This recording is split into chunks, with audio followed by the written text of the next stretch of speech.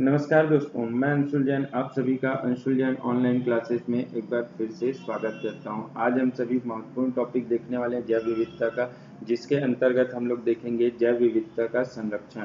ठीक है, जैव विविधता का संरक्षण कैसे किया जाता है, उसकी विधि कौन कौन सी है, ये सब चीज़ों के बारे में हम लोग जानेंगे। लेकिन जो अभी तक हमारे शुरू के 3 वीडियो नहीं देखे हैं, जैव विविधता से रिलेटेड 3 वीडियो आ चुके हैं। अगर वो तीनों वीडियो अगर आप लोगों ने नहीं देखा है तो कृपया वो वीडियो पहले देख लीजिए, जिससे इसमें आप लोगों को दिक्कत नहीं आएगी। कुछ वर्डिंग्स होते हैं, कुछ चीज़ें होती है जो हर वीडियो में लिंक करती हैं, तो वो सब चीज़ें आप लोगों के यहाँ पे काम आएगी। तो पहले वो वीडियो देख लीजिए, उसके बाद ये वीडियो देखिएगा।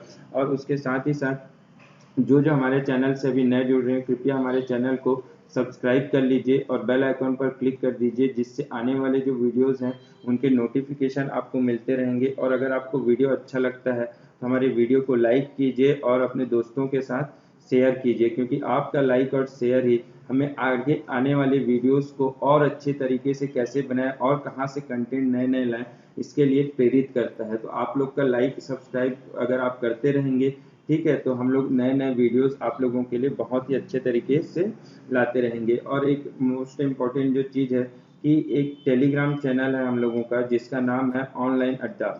ठीक है, ऑनलाइन अड्डा नाम से एक टेलीग्राम चैनल है, कृपया उसे सब्सक्राइब कर लीजिए। उसकी लिंक मैंने आप लोगों को अभी नीचे दे दी है डिस्क्रिप्शन में, क्योंकि अगर आप लोग सब्सक्राइब करेंगे तो वहाँ पे आप लोगों को करंट अफेयर से रिलेटेड पूरी चीज़ें कवर करते जाएंगे, जिससे हम लोगों का काम बहुत ही आसान हो जाएगा। तो चलिए आज का लेक्चर स्टार्ट करते हैं। इसमें जो आज का लेक्चर है, इसमें सबसे पहले हम लोग देखने वाले हैं जैव विविधता का संरक्षण।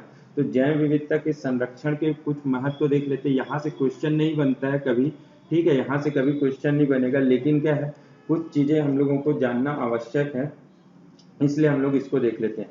पर्यावरण के संतुलन को बनाए रखने के लिए सबसे पहले क्या है, पर्यावरण के संतुलन को बनाए रखने के लिए जैव विविधता का संरक्षण आवश्यक है। जैसा कि आप लोग जानते हैं, जैव विविधता के अंतर्गत कौन कौन से आते हैं, पक्षी भी आते हैं, साथ में जीव जंतु भी आ जाते हैं, साथ में क्या होते हैं, पेड़ पौधे भी आ जाते हैं।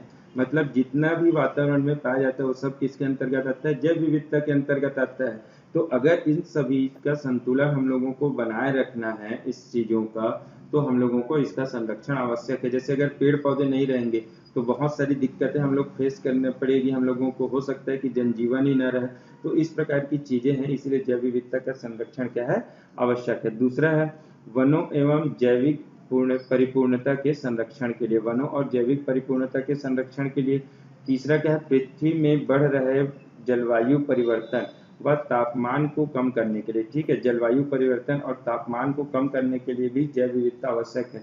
जैसे आप लोग देख रहे होंगे कि हर साल अभी टेम्परेचर में क्या हो रहा है, बढ़ोतरी हो रही है, 1 डिग्री आधा डिग्री कुछ ना कुछ क्या होता है, बढ़ते जा रहा है। तो ये क्यों आवश्यक है, अगर पेड़ पौधे हम लोग नहीं काटेंगे, पेड़ पौधों को और उगाएंगे हम लोग, तो इन सब चीज़ों से हम लोग बच सकते हैं।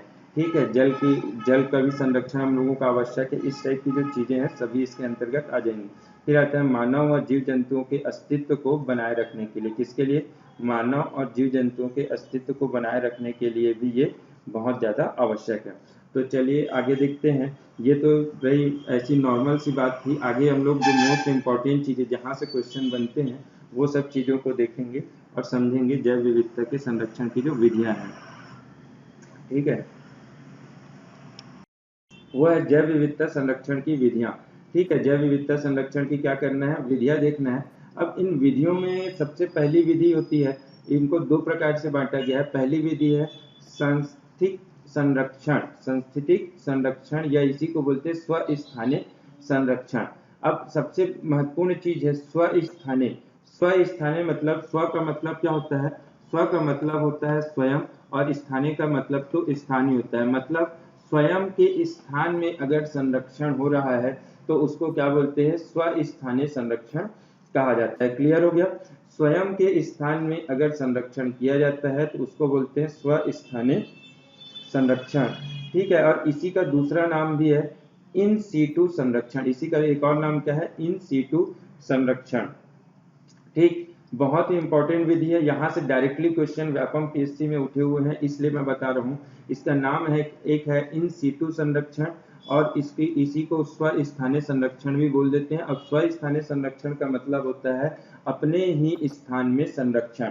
अब इसके उदाहरण क्या क्या है, जैसे राष्ट्रीय उद्यान, वन्य जीव अभ्यारण्य, बायोस्फीयर रिजर्व और उसका सामुदायिक रिजर्व। अब इसका मतलब क्या होता है कि इन सब से रिलेटेड किस चीज से है, कैसे रिलेट कर सकते हैं हम लोग, ये देखते हैं। जैसे बहुत सारे वन्य जीव हैं जो जंगलों में रहते हैं, जैसे शेर हो गया, चीता हो गया, भालू हो गया। अगर इन लोगों की प्रजातियां विलुप्त हो रही हैं, ठीक है, प्रजातियां क्या हो रही है, विलुप्त हो रही है, इनकी संख्या कम होती जा रही है, तो हम लोग क्या कर देते हैं, राष्ट्रीय उद्यान वगैरह में उनका संरक्षण करते हैं। ठीक है, मतलब राष्ट्रीय उद्यान क्या है, एक जंगल को ही क्या करते हैं, घेर देते हैं। ठीक है, वहां पे बहुत सारी पाबंदियां लगा देते हैं, वहीं क्या हो जाता है, राष्ट्रीय उद्यान बन जाता है वहां। तो उस सब चीज को के लिए क्या करते हैं, राष्ट्रीय उद्यान में उनका संरक्षण करते हैं। तो उसका क्या हो गया, उसी के स्थान में जब संरक्षण हो रहा है, जंगल में संरक्षण हो रहा है, तो उसको क्या बोल देते हैं, स्वस्थानीय संरक्षण। भारत में लगभग 668 संरक्षित क्षेत्रों का नेटवर्क है। कितना है, 668 संरक्षित क्षेत्र हैं, जो भारत का लगभग 4.90% हिस्सा घेरा हुआ। जो भारत का भौगोलिक क्षेत्र है उसका लगभग 4.90% हिस्सा, 4.90% जो हिस्सा है वो किसने घेर के रखा है, इसी संरक्षित क्षेत्र ने घेर के रखा है। बहुत ही इंपॉर्टेंट क्वेश्चन है, डायरेक्टली यहाँ से क्वेश्चन बनता है, इसीलिए आप लोगों को बता रहा हूँ। ठीक है, आगे देखते हैं।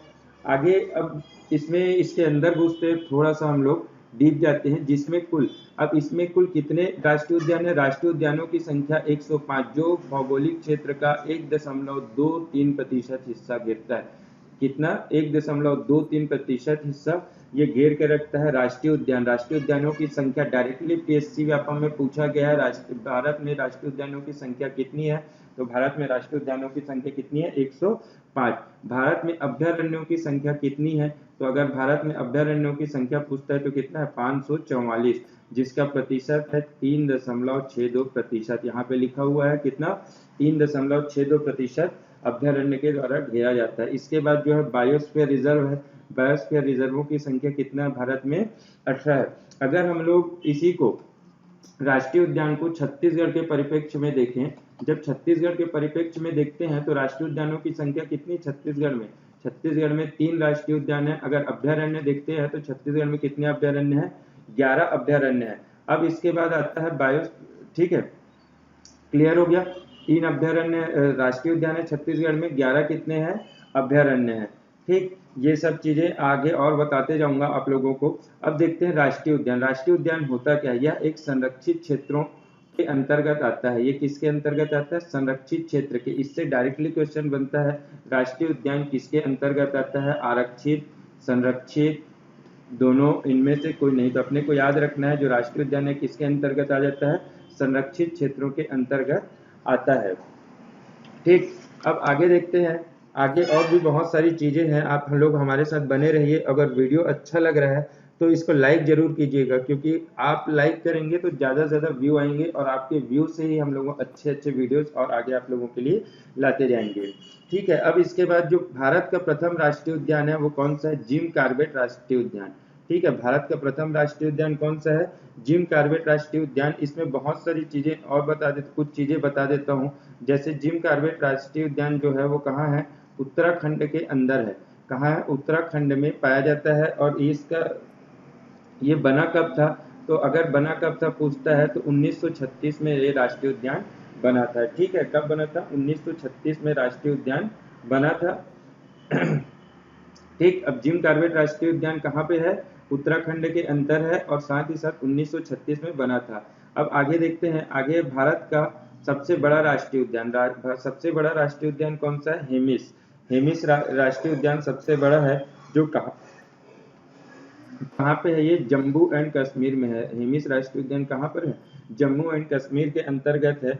और अगर सबसे बड़ा है तो इसका वर्ग उसका क्या होता है, क्षेत्रफल पूछ सकता है, तो क्षेत्रफल है 3350 किलोमीटर स्क्वायर। 3350 किलोमीटर स्क्वायर इसका क्या है, क्षेत्रफल है। ये आप लोगों को याद रखना है। ठीक, तो यहाँ पे कुछ चीजें जो मैं आप लोगों को बताया, जिम कॉर्बेट राष्ट्रीय उद्यान के बारे में बताया। जिम कॉर्बेट राष्ट्रीय उद्यान कहाँ है, उत्तराखंड के अंदर है। 1936 में क्या किया गया है, बनाया गया है। और भारत का सबसे बड़ा राष्ट्रीय उद्यान कौन सा है, हेमिस है। और ये कितना है, 3350 क्या है इसका क्षेत्रफल है, साथ ही साथ जम्मू एंड कश्मीर के अंतर्गत ये आता है। इसके आगे हम लोग देख लेते हैं भारत का सबसे छोटा राष्ट्रीय उद्यान। भारत का सबसे छोटा राष्ट्रीय उद्यान कौन सा है?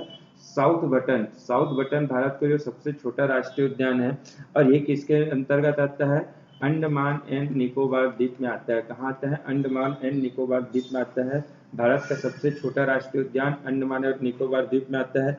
अब इसका इसका के वो क्या है, एरिया अगर पूछ देता है तो 0.03 वर्ग किलोमीटर, 0.03 वर्ग किलोमीटर, या इसको अगर मैं बोलूं मीटर में तो 30 मीटर बस इसका क्या है, 30 मीटर का बस ये राष्ट्रीय उद्यान है। आगे देखते हैं मैंग्रोव वन अधिकतम वाला राष्ट्रीय उद्यान, जहाँ ऐसा कौन सा राष्ट्रीय उद्यान है जहाँ मैंग्रोव वन है? सुंदरवन राष्ट्रीय उद्यान जो है वहाँ पे मैंग्रोव वन ज्यादा पाया जाता है। सुंदरवन कहाँ पे है पूछता है तो सुंदरवन हमारा है पश्चिम बंगाल के अंदर। ठीक, सुंदरवन कहाँ पर है? पश्चिम बंगाल के अंदर ये पाया जाता है। फिर एशियाई शेरों के लिए प्रसिद्ध राष्ट्रीय उद्यान का कौन सा है? एशियाई शेरों के लिए डायरेक्टली क्वेश्चन यहाँ से बनता है। तो एशियाई शेरों के लिए जो प्रसिद्ध राष्ट्रीय उद्यान है वो गिर राष्ट्रीय उद्यान है। गिर राष्ट्रीय उद्यान कहाँ पर है? गुजरात। ठीक है, गिर राष्ट्रीय उद्यान गुजरात के अंतर्गत आता है और ये एशियाई शेरों के लिए प्रसिद्ध है। ठीक है, ये मोस्ट इंपॉर्टेंट चीजें मैं आप लोगों को बता रहा हूँ, इसको बहुत अच्छे तरीके से याद कर लीजिएगा। अगर आपको लगता है तो इसका स्क्रीनशॉट ले लीजिए। अब इसके बाद छत्तीसगढ़ के राष्ट्रीय उद्यान। छत्तीसगढ़ में कौन कौन से राष्ट्रीय उद्यान है? तो छत्तीसगढ़ में राष्ट्रीय उद्यान कौन कौन सा है? पहला है गुरु घासीदास राष्ट्रीय उद्यान। कहाँ पे है? कोरिया और सूरजपुर के अंदर ये विद्यमान है। कौन सा? गुरु घासीदास राष्ट्रीय उद्यान। फिर आता है कांगेर। गुरु घासीदास जो राष्ट्रीय उद्यान है वो छत्तीसगढ़ का सबसे बड़ा राष्ट्रीय उद्यान भी है। ठीक है, छत्तीसगढ़ का क्या है? सबसे बड़ा राष्ट्रीय उद्यान भी है। उसके बाद कांगेर घाटी राष्ट्रीय उद्यान आता है। तो कांगेर घाटी राष्ट्रीय उद्यान कहाँ पर है? बस्तर के अंदर है। फिर इंद्रावती राष्ट्रीय उद्यान कहाँ पर है? बीजापुर में है। ठीक है, इंद्रावती राष्ट्रीय उद्यान बीजापुर में है। और जो कांगेर घाटी है वो क्या है? सबसे छोटा राष्ट्रीय उद्यान भी है। छत्तीसगढ़ का अगर सबसे छोटा बोलेगा तो कौन सा है? कांगेर घाटी। सबसे बड़ा बोलेगा तो गुरु घासीदास राष्ट्रीय उद्यान है। ये 3 राष्ट्रीय उद्यान कहाँ के हो गए? हमारे छत्तीसगढ़ के हो गए। आगे देखते हैं जैव मंडल आरक्षित क्षेत्र। जैव मंडल आरक्षित क्षेत्र हम लोग क्या करने वाले हैं? देखने वाले हैं। जैव मंडल आरक्षित क्षेत्र जो है वो किसकी अवधारणा है? अगर ऐसा क्वेश्चन आता है हमारे पास तो हम लोगों को पता होना चाहिए कि ये किसकी अवधारणा है? यूनेस्को की अवधारणा है, जो 1975 में स्टार्ट की गई थी। किसकी अवधारणा है? यूनेस्को की आरक्षित क्षेत्र। और ये कब चालू की गई थी? 1975 के अंदर चालू की गई थी। यह यूनेस्को के मानव एवं जैव मंडल कार्यक्रम के अंतर्गत आता है। ये जैव मंडल आरक्षित किसके अंतर्गत आता है?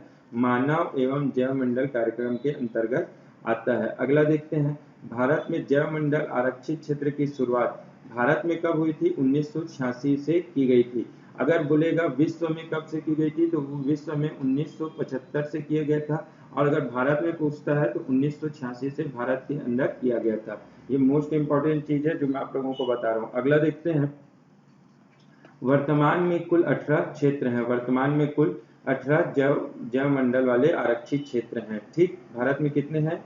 18 हैं, जिसमें से कुछ मैं आप लोगों को बता देता हूँ। जो पहला है वो कौन सा है? नीलगिरी। नीलगिरी के कहाँ पे आता है? पिछले अगर लेक्चर आप लोगों ने देखा होगा तो नीलगिरी पहाड़ी आप लोगों को बताया था। ये कहाँ पे आता है? तमिलनाडु के अंतर्गत आता है। पंचमढ़ी।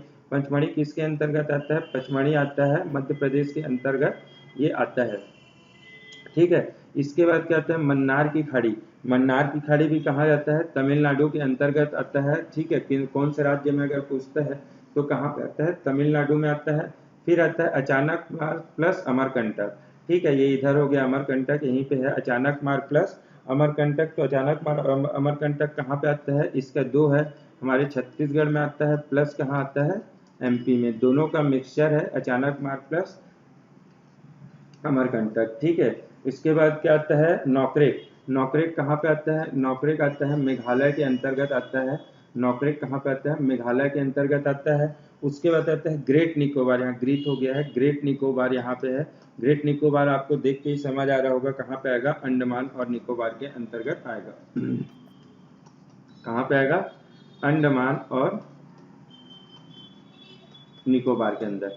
ठीक है, ये कुछ चीजें हुई। यहाँ से अब जो इम्पोर्टेंट चीज है वो है अपना सबसे पहला यूनेस्को ने जैव मंडल आरक्षित क्षेत्र कब चालू किया था? तो चालू किया था 1975 में। भारत में कब चालू हुआ था? 1986 के अंदर। भारत में कुल कितने जैव मंडल आरक्षित क्षेत्र हैं? तो 18 है, जिसमें जो जो इम्पोर्टेंट था वो मैंने आप लोगों को बता दिया।